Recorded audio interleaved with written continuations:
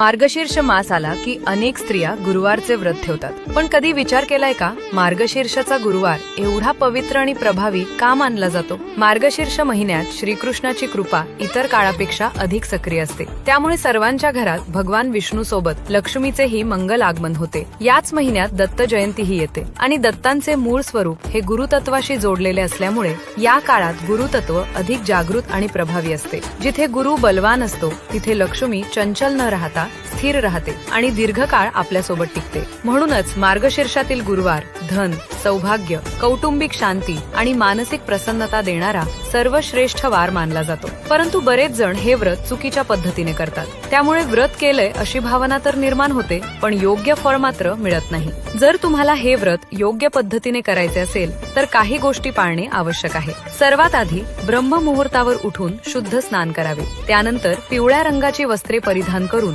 स्वच्छ ठिकाणी भगवान विष्णू किंवा गुरु बृहस्पती यांच्या मूर्तीसमोर मनोभावे पूजा करावी. शक्य असल्यास त्या दिवशी सात्विक राहून दिवसभर नामजप किंवा स्तोत्र पठण करावे आणि देवीची पोथी वाचावी. मार्गशीर्षातील सर्व गुरुवार अशाच प्रकारे व्रतपूर्वक पूर्ण करून शेवटच्या गुरुवारी पुन्हा पूजा करावी. त्या दिवशी 5 सवाशिणींना आदरपूर्वक जेवणासाठी आमंत्रण द्यावे आणि त्यांच्यासाठी सात्विक भोजन बनवावे. त्यांना देवीची पोथी, वही, पेन किंवा कोणतीही छोटी शुभ वस्तू भेट द्यावी आणि देवी स्वरूप मानून त्यांचा आशीर्वाद घ्यावा. असे केल्याने तुमची पूजा संपन्न होईल आणि तुमच्या घरात समृद्धी, सात्विकता आणि लक्ष्मी दीर्घकाळ टिकून राहील. Download ShareChat.